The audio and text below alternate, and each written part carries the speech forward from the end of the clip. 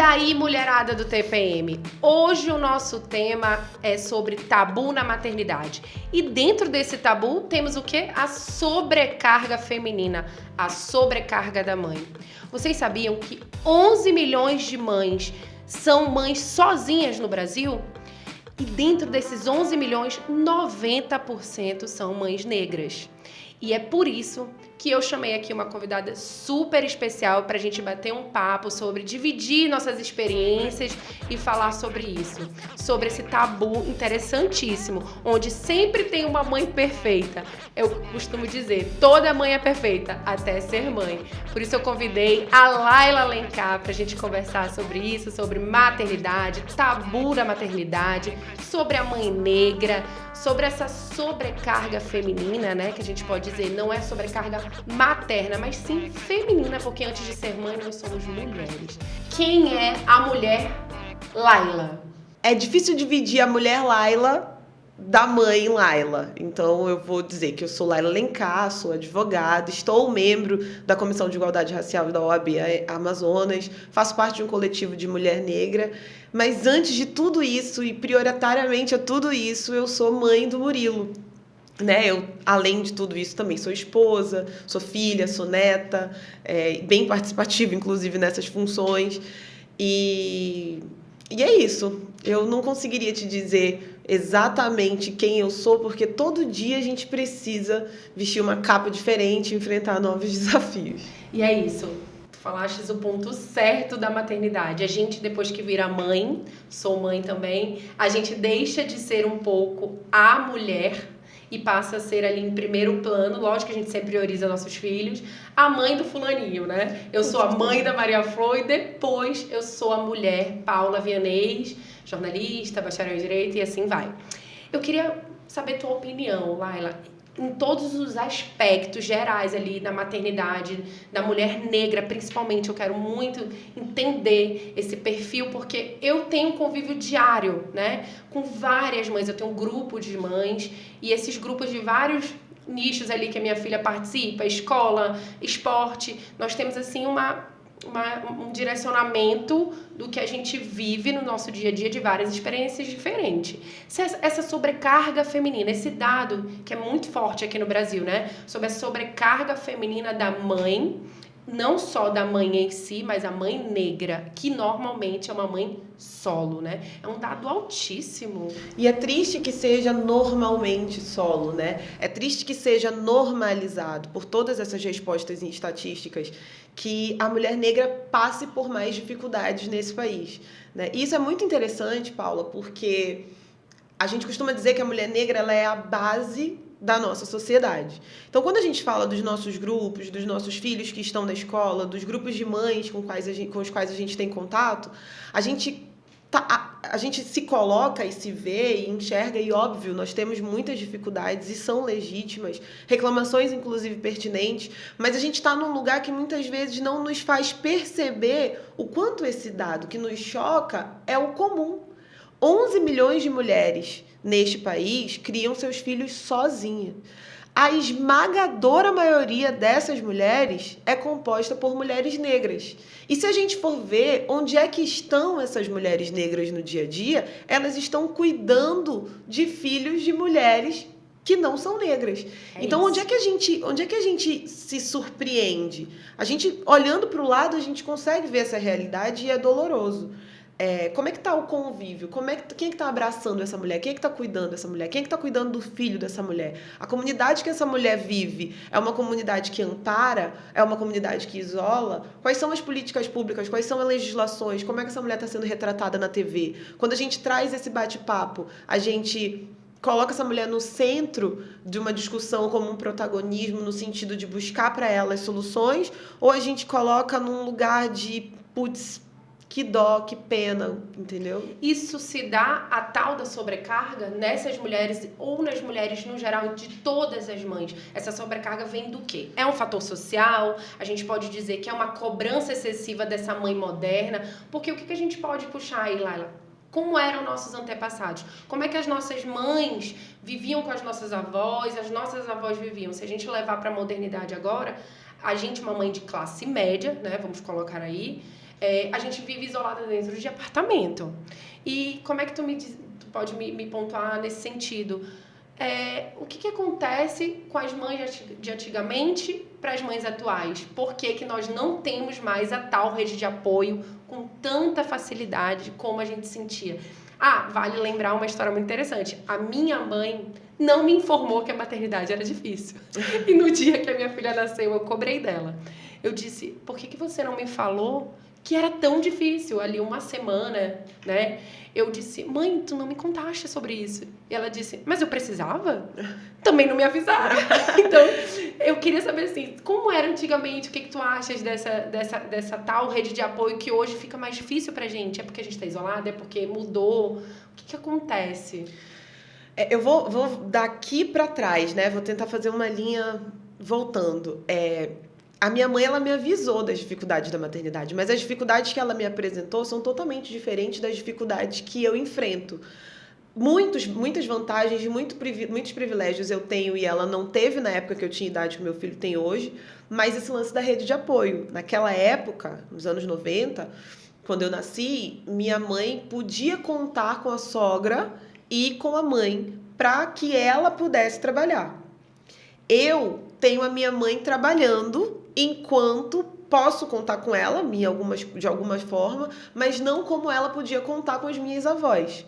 As minhas avós viviam essa realidade de morar na mesma comunidade, o que é muito comum em famílias negras e periféricas ainda no dia de hoje. Ainda existe, né? Existe. Essa comunidade nas favelas, nas periferias. Aqui em Manaus a gente fala muito do bairro, né? Assim, aquele bairro mais periférico. A gente está isolado em apartamentos quando a gente consegue chegar em casa, né? Porque Exato. É bem uma metáfora, porque a gente passa o dia na rua. Na frente de mulheres que precisam sair de casa de madrugada e voltam tarde da noite, é um privilégio, né? Então, elas vivem em comunidade, mas deixando de ter acesso a um grupo de escola. Às vezes, a escola não tem essa dinâmica que as escolas que têm melhores estruturas têm. Essas escolas que têm melhores estruturas, você só consegue ter acesso quando você tem uma certa condição financeira que te permite. Então, assim, as dificuldades, elas oscilam de mãe para mãe, elas vão mudando. De realidade para realidade. Mas a realidade vai aprofundar essas dificuldades, porque uma coisa é eu ter dificuldade de ter uma rede de apoio, mas poder pagar uma babá, e a outra coisa é eu ter dificuldade de ter uma rede de apoio e sobrecarregar uma mulher que está na minha casa e que já foi sobrecarregada, me criando meus irmãos, criando meus primos, criando meus tios, mas morando ainda sozinha, assim, sem somos cuidado todas nenhum. sobrecarregadas. Sim, cada uma dentro da sua realidade. Tendo condições financeiras ou não, eu percebo, porque é óbvio que a gente vive essa realidade, mas a gente tem acesso a outras realidades, a gente tem funcionária, a gente trabalha com pessoas de outras realidades, então, assim, dificilmente a gente também não se compara no emocional. Eu acho que psicologicamente, emocionalmente dizendo, aquela mulher da periferia, ela vai ter a carga emocional muito parecida com a minha também, mesmo, né, tendo realidade diferente. Na verdade, nunca vão deixar de cobrar da gente, né? Nunca. Esse mundo, ele foi esse novo mundo, né? Porque se a gente for falar de África, as grandes civilizações, muitas grandes civilizações tinham exércitos femininos, tinham civilizações matriarcais, onde mulheres lideravam, mas isso foi destruído ao longo da história e a gente ficaria horas aqui conversando sobre isso. Mas para o mundo que a gente está hoje, onde o domínio é masculino, onde o domínio é branco, onde o domínio é rico, a gente, enquanto mulher, nunca vai preencher determinadas lacunas que eles deixam ali para que fiquem vazias para a gente. Porque se a gente ocupar aqueles espaços, eles vão precisar sair. Então, a estrutura desse novo mundo nos afasta de qualquer posição confortável. Então, bastou ser mulher para você enfrentar inúmeras dificuldades. Mas quanto mais marcadores sociais você acumular, mais isso vai te afetar. E aí, financeira, física, emocionalmente. Essas mães solos, Paula, se a gente parar para pensar, 90% das mulheres que tiveram filhos e foram abandonadas ou sequer assumidas, ou tiveram o marido morto por violência policial, enfim, qualquer outra questão, são mulheres negras. Não está sendo dado a essas mulheres sequer o direito a ter um companheiro ou companheira. elas não têm o direito de estar ao lado de quem possa as amar. E muitas vezes, quando isso acontece, elas são trocadas. A vida ficou difícil. Poxa, deve ser muito difícil você lidar com uma mulher sobrecarregada, num mundo sem dinheiro, onde teu filho tá doente, teu filho tá com fome, tu não tem essa estrutura. Como é que ela vai ser leve, abrir a cortina, ouvir uma música de TikTok? Não dá. Então, onde é que eles vão? Eles vão atrás de prazer. Até porque os homens não foram estruturados para enfrentar. Aí vem a questão social e biológica, que eles foram criados socialmente para ser quem são hoje em dia, né? A questão patriarcal, e biologicamente ali o instinto que chama... Eu quero falar sobre isso, sobre o tal do instinto materno. Mas ainda puxando para essa parte da rede de apoio da mãe solo. O que a gente poderia dizer sobre a mãe solo da periferia? Aquela mãe solo, ela não tem que ter como rede de apoio só a família, né? Eu acho que a família nem sempre precisa ser rede de apoio.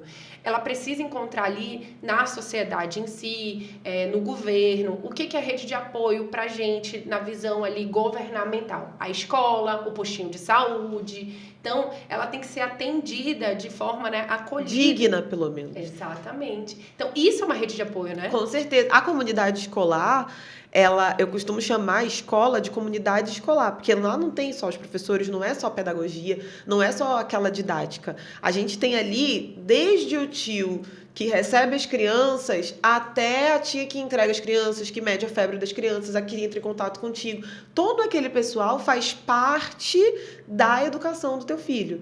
E a partir do momento que tu volta da escola e leva essa criança para um outro lugar, ou estar com essas crianças em outro lugar, porque tem mãe que não consegue deixar, o filho anda com ela o dia inteiro, tu tá passando por meio de pessoas que vão agregar nessa educação.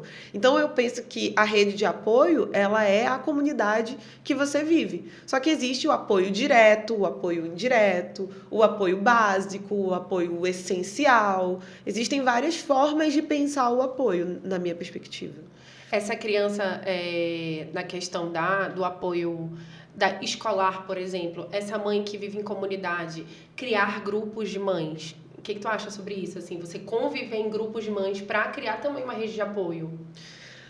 Assim, até falando de mim agora, né? Depois que eu tive filho, eu percebi que eu só conseguiria ser compreendida por quem também tivesse filhos. E isso, na grande maioria, a gente está falando de mães, né? De pessoas que exercem a maternidade, que maternam. Eu vou dizer assim, não necessariamente de mãe naquele conceito de que ela pariu, ela gerou e tal, mas das pessoas que maternam, da avó que ficou com a neta, enfim, das pessoas que decidiram criar aquela criança como seus filhos e tomar toda a responsabilidade. Só essas pessoas vão entender quem vive essa realidade. Óbvio que, como a gente já falou, cada um observando a sua. Uhum. Mas determinados desesperos, determinadas cobranças, determinados acolhimentos só conseguem ser efetivos quando vem de quem te entende, de quem você se identifica. Isso. Eu tenho um grupo de mães da escola do meu filho, grupo de mães que ficavam grávidas junto comigo, que estavam grávidas junto comigo, grupo de mães do condomínio. Essas pessoas, elas conseguem entender muito mais facilmente a dinâmica do meu dia, sem eu precisar dizer assim, olha, se eu tenho que chegar a 3... eu tenho que deixar meu filho resolvido antes do almoço. Porque aí, para outra pessoa, eu teria que explicar. Mas eu falando aqui para ti, tu já sabe. É isso. Para eu chegar a 3, meu filho tem que estar resolvido antes do almoço. Então, o diálogo com quem tu se identifica é mais fácil. E quando a gente já tem uma vida tão difícil durante o dia, poder conversar sem ter que dar muita explicação, é melhor que abraço. Qual o cuidado que a gente tem que ter em relação a esses grupos? Porque a internet também serve como apoio. Se você seguir ali e usar a internet como um apoio no sentido de te ajudar a ampliar a cabeça e te entender que lá também tem a mãe que amamenta com dificuldade. Um ponto interessante sobre as comparações. Existem comparações com os outros filhos nesses grupos. Me fala um pouco sobre qual é a tua ideia sobre essas comparações. Eu acho que... O filho falou mais rápido, o meu já lê, não tem aquela história? O tempo inteiro no sentido de tortura. Mas aí, se a gente for pensar, existe uma cultura de criar rivalidades femininas. Existe lá de trás, e aí é o que eu falo, aquelas lacunas que eles deixam para que a gente nunca possa chegar, eles no sentido a sociedade patriarcal, né? Ela precisa estimular essa rivalidade. E às vezes, quando você tá ali mais atuante na maternidade, tua moeda de negócio é a maneira como tu exerce tua maternidade. Então eu preciso te mostrar que eu sou melhor quando eu caio nessa cilada de disputa feminina. Da tal comparação. E essa comparação, às vezes, é cultural. Às vezes, essas mulheres, elas fazem isso sem nem perceber, né? A estrutura desse país, ela é racista, ela é machista. E isso tá nas pessoas. Só que eu acho, de coração, que quando você tem um filho, você precisa priorizar o futuro dele. Você precisa priorizar o mundo que ele vai viver. Educar para o mundo, não é isso? Então, para que eu possa educar meu filho para o mundo lá na frente, eu preciso me educar aqui agora. Isso. Se eu planejei, se eu não planejei, ele tá aqui, é uma realidade. Isso. Então, eu preciso apoiar essas mulheres e não alimentar essas rivalidades na medida do possível, né? É muito importante para que o ambiente fique saudável, para que você possa contar com essa pessoa lá na frente, porque a partir do momento que ela vira tua rival, ela não está disposta mais a te ajudar. Então, eu acho que o cuidado que a gente tem que ter é de se acolher, de pegar aquele ponto que nos uniu de identificação e fazer dele a ferramenta para que a gente vá contra tudo, para que os nossos filhos fiquem bem. Daqui a pouco eu quero continuar com essa tal da rede de apoio, mas eu quero falar uma frase que eu gosto de dizer muito no meu meio. Existe a rede de agouro. Já ouviu falar na rede de agouro? Mas a gente vai falar sobre isso. É só para deixar uma expectativa. Eu queria falar agora sobre uma rede de apoio que não é rede de apoio, mas as pessoas tendem a dizer que é o pai. O pai é rede de apoio? Me responde essa pergunta. Tem época que a gente dá graças a Deus deles serem pelo menos isso. Só que não é essa a finalidade, né? A finalidade... O filho é... Quando a gente... Fazendo divórcios, a gente percebe que quando a gente fala de guarda compartilhada, as pessoas associam ao convívio. Então, elas querem um convívio igual ou mais parecido ali. Só que quando a gente está falando de guarda compartilhada, a gente está falando de poder familiar. O poder familiar, ele envolve decisões importantes. E essas decisões importantes exigem que você conheça seu filho. E que para você conhecer seu filho, você precisa participar das tarefas que envolvem a criação dessa criança. Então, como é que eu vou dar um poder equivalente ao meu para quem não participa como eu? Por que quando meu filho chora, sou eu que corro mais rápido? Sou eu que sei o remédio? Por que o meu marido teria que me perguntar qual é o remédio e eu já tenho que saber se nós dois trabalhamos fora de casa? Se nós dois fazemos coisas fora de casa? Dentro de casa, a realidade era para ser a mesma. Exato. Onde é que está o interesse que a mãe tem, ou a pessoa responsável? Porque eu não vou ser injusta. A grande maioria dessas responsabilidades recai sobre mãe. Mas eu conheço, dentro do meu trabalho, pais que assumem esse papel num cenário em que mães não assumem. Então, existe o outro lado. Então, se é possível, Paulo, que um faça, se é possível que ele saiba mais que a mãe, como é que o filho dorme, qual é o lado que o filho dorme, qual é a toalha que o filho gosta, como é a temperatura do leite, por que todos não podem saber? Será que não é uma questão de interesse? Será que é instinto ou será que é interesse? É isso que eu queria te perguntar. Tu achas que o instinto materno, ele vem com a mulher ou ele foi levado à nossa infância, à infância das nossas mães, ele foi sendo criado, esse instinto social, ele não é biológico, talvez? Não, ele não é então, biológico. Por exemplo, eu vou te falar uma pesquisa super interessante, que é da Universidade da Califórnia. Eram crianças na faixa etária de 8 anos, meninos e meninas. Aí eu quero que tu me responda sobre o tal do instinto materno, falando sobre isso. Essas meninas, elas foram colocadas numa sala isolada dos meninos e foi servido para elas limonada com sal. Os meninos questionaram na hora que eles foram provando ali, eles... Nossa, o que é isso? Como assim? As meninas todas, né? Ali eu lendo a pesquisa, eu jurava que no final alguma ia sair dali dizendo, tá esquisito. Não. Todas as meninas ficaram quietas, provaram um pouquinho, algumas tomaram mais calada, elas nem titubearam ali. Então, ao final da pesquisa, o que fala? Por que vocês, meninas, não questionaram o sabor da limonada? E elas todas responderam. Inclusive, depois eu levei essa discussão para um grupo de amigas. E elas todas responderam porque a gente estava preocupada de incomodar o pesquisador, que era um homem.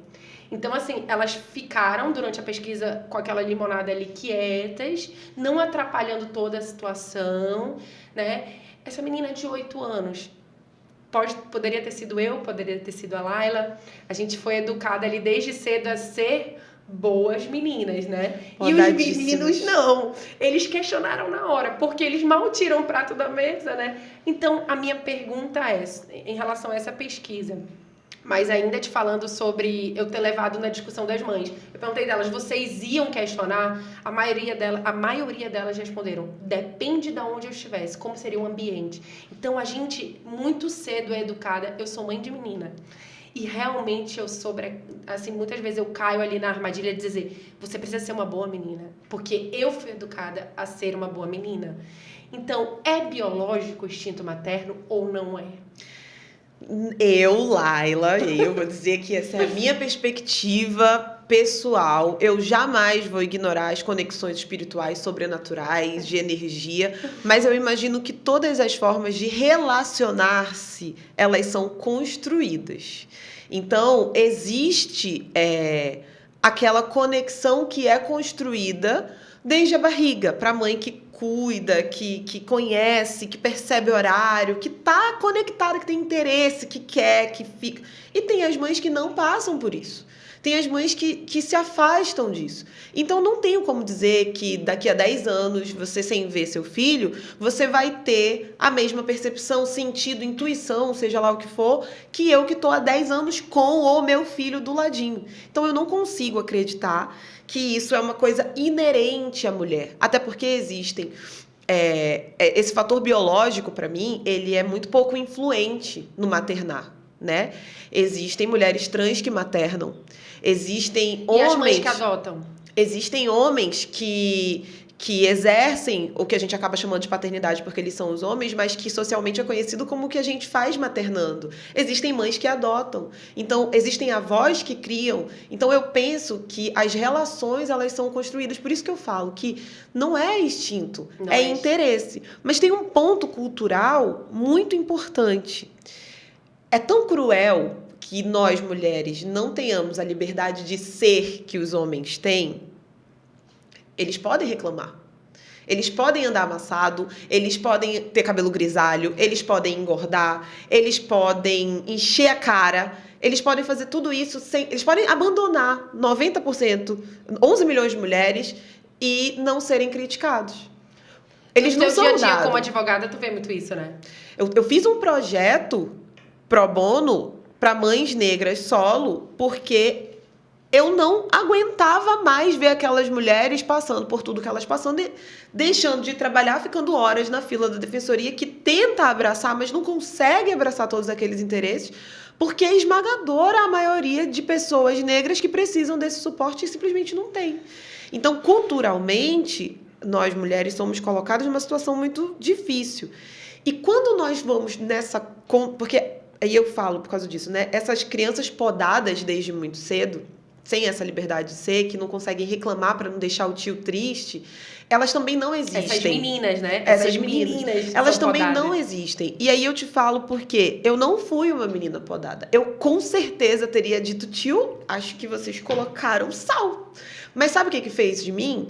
Fez eu ser a chata, fez eu ser a louca, fez eu ser a pessoa que ninguém quer estar perto porque reclama de tudo. E isso vem da minha criação, porque a minha mãe com certeza também não era essa menina. O mosquito ferrava, ela... Ai, o mosquito ferrava, fazia um grande escândalo.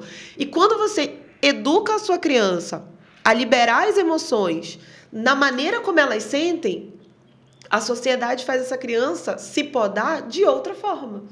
Né? Que é excluindo, que é dizendo que não é uma boa criança. Então, ou você tem isso desde casa, ou você encontra isso na rua. Que faz esse diferencial, né? Mas sofre do mesmo jeito. Voltando na nossa rede de apoio, que é algo assim que a gente percebe, é muito dito isso, né? O que é a tal da rede de agouro? Que a gente fala muito assim, nossa, mas rede de apoio me vê a família, me vem muita família, me vem, mas nem sempre é, né? Normalmente, o que a gente ouve, minha sogra me questionou hoje, tenho amigas que falam da sogra, da tia-avó, né? Aquelas tias mais velhas que questionam o tempo todo, menina, não pode dar chupeta, ou tu tens que dar chupeta, nossa, esse menino tá mamando até hoje. Nossa, eu ouço isso e as nossas próprias mães, Um dia desse eu escutei de uma amiga pediatra, ela disse bem assim pra mim, sabe qual é o meu terror? Não são as mães, são as avós. Eu achei muito engraçado. Isso é uma rede de agouro, né? Que a gente diz assim como mãe. O que é essa rede de agouro pra ti? Inclusive, ela mora muito na família, né? Se tu pegar todos os exemplos que tu trouxeste aqui, a rede de agouro, as pessoas que estavam ali só no conceito, vou conceituar a rede de agouro. É aquela quantidade de pessoas que direcionam a atenção para tua vida com a única finalidade de criticar, de questionar. Como é que essa pessoa colabora? Ela só tortura a cabeça de uma pessoa que tá tentando fazer, sabe Deus como, o seu melhor, no tempo que dá, e ela não percebe. Ela te esquece enquanto mulher, ela te esquece enquanto profissional, ela só quer que tu faça como ela fez ou melhor do que ela fez. E aí ela não vai se resolver em relação a isso. Ela quer resolver em ti. E muitas vezes isso tá dentro de casa. Mas é tudo uma questão cultural, né? E aí eu volto a dizer, todas as relações são construídas. Então eu acho que a gente precisa construir com as nossas mães, com os nossos familiares, com quem esteja ali disposto a agorar, uma relação de limites. Porque senão a gente vai adoecer. Porque senão a gente vai permitir que elas adoeçam os nossos filhos e o percurso que eles estão fazendo. E aí, como a gente está comprometida a entregar um mundo melhor, a gente precisa falar, opa, peraí, tô cansada, acordei cedo, trabalhei, voltei para casa, tive que dar comida, cuidar de menino, fazer isso, fazer atividade, blá, blá, blá, dar satisfação na escola, blá, um monte de coisa, sou esposa. A senhora ainda está me cobrando um preciosismo com o qual eu posso viver sem? A senhora acha mesmo que a senhora está me ajudando? Porque se a senhora não estiver me ajudando, mãe, hoje não é o dia de a gente conversar sobre isso. É criar um limite, né? Botar um limite. E quebrar o tabu da maternidade. Isso nem era para ser tabu. Exato. Tem coisa mais natural do que maternar? Por que existe tabu? Ou seja, um choque em cima de uma coisa tão natural. Tu falaste da África. Existe um ditado africano que eu sempre falo, eu sempre puxo para mim. Eles falam assim que é necessário uma aldeia inteira, uma comunidade inteira, para criar um ser humano. Então, essa rede de apoio, essa rede de agouro, ela precisa ser a tal rede de apoio para quebrar o tabu perfeito da maternidade, que é, né, voltando para cada ser. Mas vamos falar de pai? Vamos falar mais de pai? Vamos falar mais mal deles? Que eles não são, né, a tal rede de apoio, eles precisam tá ali dividindo 50-50. Se são pai e mãe que trabalham, quem é que vai chegar em casa e vai acolher essa criança? Eu sempre falo pro meu marido, o terceiro turno é nosso. Eu trabalho, ele trabalha, então o terceiro turno é nosso. Quem é o terceiro turno? A nossa filha. Então não tem essa. Quem chegar em casa primeiro já vai começando. Tarefa, banho, né? Então não existe essa. Eu trabalhei o dia inteiro, ele trabalhou o dia inteiro, ele vai sentar para ver o jogo dele. Não, calma aí. Então o que tu acha desse terceiro turno?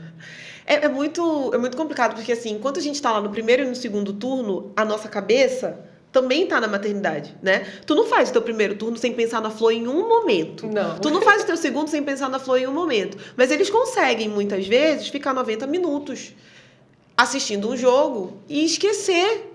Não é, porque esqueci que tenho filho. Não é, eles não param para pensar nisso naquele momento. E aí eu vou dizer como uma mulher que ama futebol. Não tem 90 minutos de Vasco que tire a atenção do Murilo. Eu queria, às vezes, poder ter aquela liberdade. Só que aí eu volto a dizer, é tudo uma construção. Meu marido é um homem nascido nos anos 90, criado junto com um irmão da mesma idade, por uma família majoritariamente feminina, onde todas essas mulheres faziam o que podiam para que ele estivesse na melhor das condições. Trabalhavam nossa, até hoje. Então, e aí eu comparo muito ele com a estrutura do meu irmão. Eu e meu irmão fomos criados juntos, mas os cuidados eram diferentes. Né? A maneira como meu pai me tratava, minha mãe me tratava era de uma forma. Meu pai, às vezes, um pouco mais acolhedor, porque, é a menina, nananã. Mas com meu irmão, ele era um pouquinho mais, tem que ser, né? Não que ele fosse aquele, tem que ser, mas era a cobrança para eles era diferente. E com a minha mãe, não. Minha mãe, não, lá ela. Você lava a louça, você passa, você faz não sei o quê. O Vitor joga o lixo. E no dia que o Vitor não jogava o lixo, ela falava, mas por que tu não jogou o lixo? Entendeu? E hoje, ela refletindo, ela percebe a injustiça. Mas é complicado. Mas foi o que foi passado para ela. E foi o que foi passado para ele. Então, como é que hoje eu vou cobrar de um homem que viveu 30 anos, não lembro quantos anos a gente tinha quando casou, longe de mim, sendo educado numa cultura padronizada para homens, nem tanto, porque o Marcos é um homem preto, mas assim, no conforto da masculinidade, e do nada eu querer que ele, a partir de agora, você entendeu? Faz e igual. eu quis, sabe, Paula? Eu quis muito, eu queria poder que tivesse sido automático, como eu acho que foi comigo, mas eles não estão preparados para entrar de cabeça como a gente, porque culturalmente não foram estimulados a isso. Então eu acho que eles precisam buscar. Pai Nutella. Eles ainda são criticados quando fazem o mínimo. Não, pelos que não fazem nada. Sabe o que mais me incomoda? Cara, isso é louco demais. Quando eles são extremamente elogiados por serem um super pai. Porque eles fazem o mínimo. O advogado levou o filho pra audiência. Nossa, que paizão. Quantas audiências já fizeste com o Murilo? Pô. Perdeu, né? Na pandemia tu fizeste muito. Todas com o Murilo. Hoje eu fiz uma audiência com o Murilo. Foi tolhida alguma dessas audiências? Algumas, inclusive por advogados homens, doutora. Se a senhora não tem condição de... Porque eu tava grávida, na verdade. Na primeira que ele falou, eu tava grávida. Só não tem condições de fazer uma audiência e levantar 8 vezes pra fazer xixi. A audiência tava durando 8 horas. Nossa. 2 horas, aliás. Doutora, eu levantei 8 vezes, porque, mano, minha barriga tava enorme. Contrate um homem pra lhe substituir. Aí eu fiquei naquela... Ele não falaria isso se o filho dele tivesse querendo fazer xixi 8 vezes, ele precisasse levar. Se fosse um outro cara, ele não falaria isso, sabe? Então, assim, a gente precisa, com o apoio deles, desconstruir essa cultura de conforto e construir. E aí eles vão ter que correr atrás do prejuízo. O Murilo vai ser diferente, então, né? Vai ser um pai diferente. Eu trabalho arduamente para isso. Eu não posso prometer, mas eu trabalho arduamente para isso. Se a gente pensar aí na profissão, nós como mães profissionais, que a gente exerce a nossa profissão, no ambiente de trabalho a gente vê também essa sobrecarga e esse tabu. O homem ali trabalhando, o meu colega de trabalho, ele não falta. Ele não falta trabalho. E ele tem filho igual a mim. E eu lembro uma vez que a minha chefe questionou assim, fulano não falta. Então, assim, lógico que ele não falta, ele tem com quem deixar essa criança.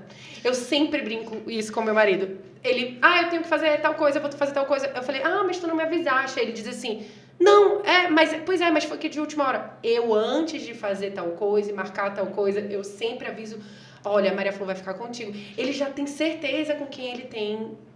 Ele conta comigo, quem deixar. Eu sempre falo isso. Ele é maravilhoso. E é por isso que eles são mais contratados, é por isso que eles ganham mais, é por isso que eles são mais valorizados, ainda que muitas vezes façam um trabalho mais medíocre que os nossos, porque a gente consegue disputar uma vaga de emprego com eles, fazendo tudo o que a gente faz e eles não fazem.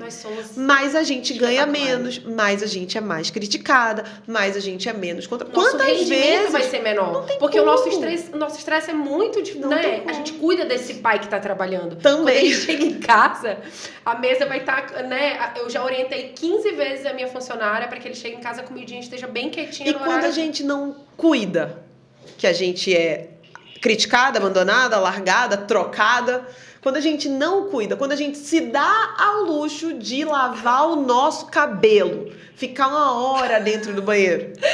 Nessa questão ainda da paternidade, isso acontece ali, o despertar deles, né? Na minha vivência, no geral, ali com as minhas amigas, né? Familiares. Eu percebi com o meu marido, por exemplo, que ele se espertou ali na maternidade, no meu puerpério. que é muito importante, né? Vamos falar de puerpério? Ou eles despertam ali, ou a gente vira mãe solo. Porque não é fácil, né? Eu tava até um dia desses pensando, gente, meu filho tá com 2 anos e 4 meses, quase 5 meses. Eu acho que aquela leoa que só quer ficar lambendo a cria tá indo embora agora, que consegue pensar em outras coisas agora, que eu consigo só agora. Se identificar de novo com... Como me ver de novo quando eu olho no espelho. De não me sentir culpada de não estar com ele no colo. Só agora. Mas pra medicina, o puerpério dura 2 anos. Mas na prática... Já tem 40 aí... dias que eles dão pra gente. Como Pois se... é, e tem pesquisas que apontam... E pesquisas da minha vivência diária, além de leitura, né? Mas assim, de mulheres que dizem... O filho tem 4 anos, o meu puerpério até hoje não passou. Até hoje eu tô puerperal, né? Que chama, ainda tô com a minha flor da pele, ainda tô querendo lamber minha cria, ainda tô insegura pra sair de casa. Eu confesso, eu nunca deixei de exercer, eu sempre estive lá, que eu demorei muito a sair dessa fase aí. A gente fica muito insegura. Por quê? O que é essa transição? Morre uma mulher... a gente morre Nunca ali. mais vai ser a mesma. Nunca mais. Você passa a ver a sociedade de outra forma. Você passa a ter medo de outras, né? O que antes você era super segura de si. Porque você colocou um ser humano na Terra e você precisa que essa Terra, ela seja todo dia podada, né? Para que essa criança, esse ser humano cresça. Ele sobreviva. Então, essa sobrevivência, ela passa a te apagar um pouco. Então, pra mim, esse período puerperal aí dura muito, até que você tenha confiança pra sair de casa e dizer, sim, agora ele vai andar ali com as próprias pernas, eu quebrei esse cordão. Então, esse tal de despertar. Como é que no teu convívio diário, no teu puerperal, tu achas que acabou agora? Eu acho que tá acabando, assim, né? Eu ainda não acho que eu saí do puerpério. E aí eu vou te falar, mulher não pode falar de libido, mulher não pode falar de falta de vaidade, mulher não pode falar de preguiça. Preguiça não, porque eu nem acho que mãe consegue ter preguiça. Verdade. Mas eu acho mãe assim... Mãe adoece? Tá doente, mas tá ali cuidando do menino. Então, assim, a gente tem, é uma transição de não sei mais ou menos quanto tempo, vai variar de mulher para mulher, eu acredito. Tem umas que realmente ficam muito bem, que volta a libido. A gente sabe que tem hormônio de quanto você tá amamentando, que diminui libido. Isso tudo tá lá, mas ninguém tá nem aí. Eles querem que tu cumpra o teu papel. Passou 40 dias, você vá lá, você dê linda, né? E saia de lá rindo com a pele corada, como se o seu filho não fosse chorar de madrugada. Entendeu? Como se a sua cirurgia não tivesse... Então, assim, existe uma cobrança que vai além da nossa saúde. Eles não estão preocupados com a nossa saúde. Eles foram educados a nos ter para servi-los em prazer. E é disso que eles estão cobrando. É isso que eles estão cobrando. Se a gente não der, eles vão criticar. Eles não conhecem. Tu já viu um homem ler sobre o puerpério? Tu já viu um homem ler sobre o puerpério? Eles sentem o puerpério enquanto a gente está vivendo o que é puerpério, e muitos deles chamam o puerpério de desculpa. De frescura. De frescura. Aí tu ainda vai dizer que vai durar 2 anos? Eles vão à loucura com ele. E aí, cara, tem muitos caras que por toda a estrutura social, por toda a questão, não aguentam e saem fora. Aí essa mãe vira mãe solo. E aí vira mãe solo. E aí esse menino cresce sem essa referência. E vai fazer igual? E acaba fazendo igual. Então, a gente tem um círculo vicioso aí, que se a gente não... Vem cá, senta aqui. Você vai ler sobre o puerpério? Sim. Junto comigo. Junto comigo, porque quando a gente fez, a gente estava junto. Quando a gente cria, quando ele é o melhor da turma, porque infelizmente acabam cobrando dos nossos filhos, principalmente de crianças negras, a excelência para eles serem comparados com as outras crianças, quando ele recebe os elogios...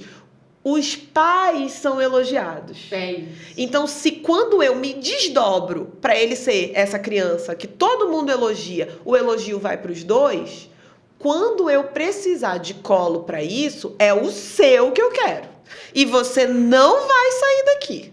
Ah, mas ele tem direito de escolha. Então escolha. Escolha ser mais um. Escolha correr o risco de fazer o seu filho ser mais um. Isso. E me fazer enfrentar Quebrar uma o ciclo. sociedade. E é isso. Quando as pessoas escolhem não quebrar, as coisas funcionam. Então o que está faltando é consciência. É eles saírem de um lugar que eles amam, que é a zona de conforto. É isso. Para finalizar, eu vou te fazer uma pergunta que eu vivi. O que é a questão do desvio de caráter na maternidade? Qual foi o teu desvio de caráter na maternidade? Eu vou falar o meu, aí eu jogo pra ti. O meu desvio de caráter na maternidade foi um dia, minha bebê tinha, na época, né, tinha o quê? 1 mês e meio, no auge daquela da amamentação, eu tive hiperlactação, então eu parecia realmente uma vaca. Era leite para todo lado e eu me vi na frente da minha mãe, que me ajudou, foi maravilhosa, uma deusa ali a mãe, quando as duas mães eles se juntam, né, para criar. Nossa, foi mágico, mas muito dolorido. E eu disse para minha mãe: por que eu fiz isso? Aí ela: o que, menina?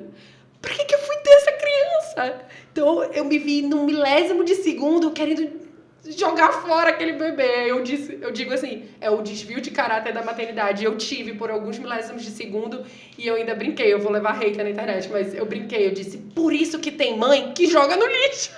Mas foi o meu desvio de caráter. Eu fiquei surtada naquela situação, eu me vendo igual uma louca, né? Você com aquele sangue da cesárea, eu tive cesárea, e inchada, e... Eu tive CC, um CC louco, que eu dizia, muito hormônio, né? Muito hormônio, meu Deus, eu tô cheia de CC, mãe, por que eu fiz isso comigo? E ela, calma, é normal, calma, não sei o quê. Qual foi o teu desvio de caráter na maternidade? Ih, Paula, a gente tem quanto tempo? Pra encerrar. Porque eu fiquei surtada, agora que eu estou voltando. Eu fiquei muito surtada, eu não me reconhecia mesmo. Eu fiz coisas. Teve uma amiga que foi me visitar. Murilo era muito bebê ainda. Aquele dia foi um dia, né, muito tenso pra mim e tal. E ela pegou ele do meu colo e foi andando com ele, balançando ele. Cara, me devolve meu filho, Nazaré Tedesco. Chamei uma das grandes amigas naquele dia, né? O clima ficou tão tenso a partir disso, mas não só por isso, que a gente parou de se falar. Mas ela queria só te ajudar. Inicialmente eu acho que sim, depois eu fiquei confusa, até hoje eu ainda não entendi direito, entendeu? Mas eu digo assim, eu fiquei em surto. Eu falei coisas, eu desmaiei sem pensar, eu falei e desmaiei, porque eu não lembro. Então assim, eu tive vários momentos, eu tive vários momentos em que eu claramente não estava no meu estado comum, e que se eu agredisse alguém, eu acho que poderia ter justificado pelo puerpério. Nossa, foi engrandecedor desabafar. Esse bate-papo foi um grande desabafo e eu tenho certeza que muitas mães vão se identificar. Eu quero que tu deixe uma mensagem. Essa mensagem, ela tem que ter uma dica aí para essas mães, de tudo que tu vivencias, e tu és mãe de 1. Mas eu sei que tu convives com mãe de 2, com mãe de 3, assim, também eu convivo. Então, assim, a gente tem propriedade para falar por essa troca, né, energética de palavras, nos nossos grupos, no dia a dia, aquela mãe de 3, a mãe de 4, enfim. Qual é a dica que tu dá para essas mães, no geralzão mesmo, de tudo que tu viveste até aqui, já que tu estás te libertando ali do cordão umbilical? Eu acho. Eu diria, abra sua mente e faça terapia. Sabe por quê? Porque a partir do momento que você se conhece, que você se trata, que você vira o pescoço e percebe outras realidades, você consegue colaborar muito mais. Então, assim, olhe mesmo, olha para o jornal, vai no Google, assiste a novela e percebe que aquilo é um reflexo e que não é para dar o brilho só para a mocinha, mas para pensar por que aquela moça que está ali cuidando da casa está ali cuidando da casa, onde é que está o filho dela? Por que o filho da mocinha aparece na foto e é um personagem, e o filho da moça que está cuidando dele passa a novela inteira longe do enredo? Então, traga reflexões para a sua vida para que você alimente-se da ideia de que existem pessoas diferentes de você, para que você não conheça uma única história, viva uma única história e construa de uma única forma. Porque o mundo está toda hora mudando. Então, a gente precisa conhecer para conseguir mudar. E não trazer aquela aquela frase que no início a gente estava conversando sobre mais um dia, né?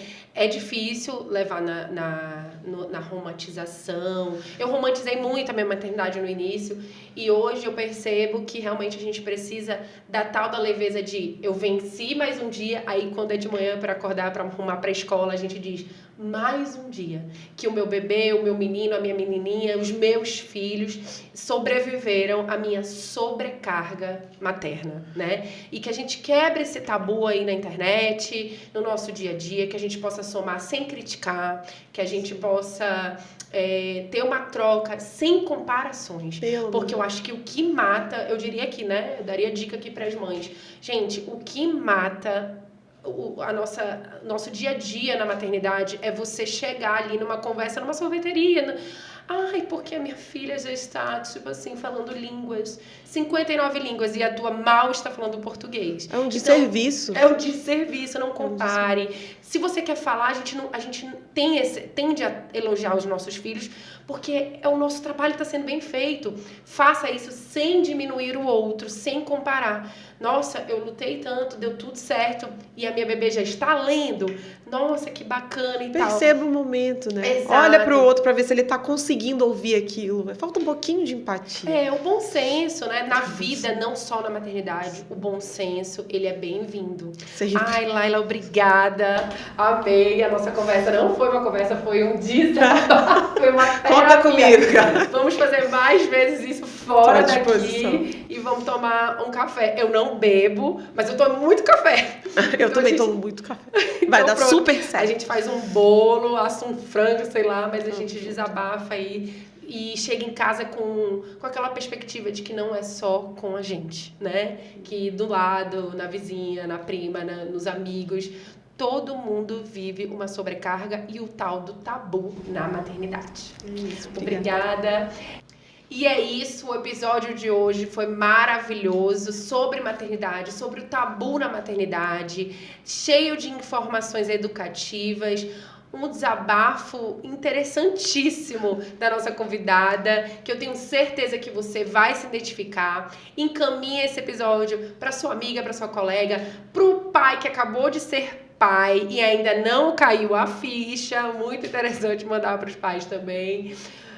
Não deixem de acessar o nosso portal A Repórter e curtir os nossos episódios do programa TPM, podcast TPM, tudo pelas mulheres. Até logo!